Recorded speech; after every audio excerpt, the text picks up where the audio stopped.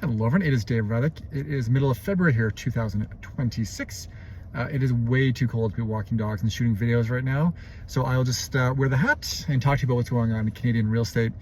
So a couple of articles came out recently and they would seem to coincide together, but it's funny the reaction they're getting is what I want to talk about today. So housing starts are down about 15% from this time last year, and this is Canada-wide. We're talking Canada-wide, not just Calgary today.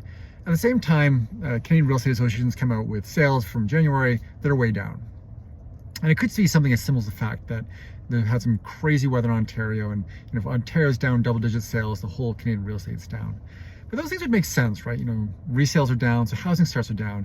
But instead, there's been this uproar against the government, who I don't love, but it makes a lot of sense to me that housing starts are down when resales down, so less demand, so builders are buying less. But the opposition, Pierre Poilievre, who I do actually like, is saying, oh, this is a sign that what Carney's doing is not working.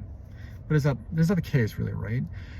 And what I'm really trying to say here is that what we need right now is the government to get out of real estate. They're getting in, messing things up. And the fact that we think we should be having more housing starts when demand is down seems counterintuitive to me, to the overall market. And I get it, we need these properties to be built, we need homes to be built, but when demand is down, we shouldn't be pushing the builders to build more properties, right? That just sort of seems to make sense. All of this started with immigration, right? We increased immigration, however you feel about it, we let a lot of people into the country, and at that point in time, the builders just couldn't keep up with demand. We had lots of this going on. Inflation was, obviously a huge issue, was really that demand, not just in real estate, but all over the place, was pushing prices up, and real estate, especially so, right? But now we've restricted immigration. We've really kind of, I don't say cracked down on it, but we've reduced immigration to the point now that the builders can keep up with the current levels of demand. And in fact, like I said, with some of these stats, it looks like we have too much supply right now for the demand that we need.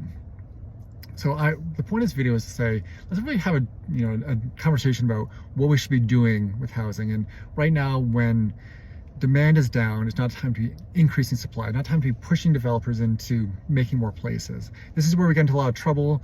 We overbuild, and overbuilding can lead to all sorts of issues that, I think especially as a realtor, I really see the repercussions on a ground level with people, and they've lost a lot of money when individual owners have bought a place and it's down 20% before they move into it.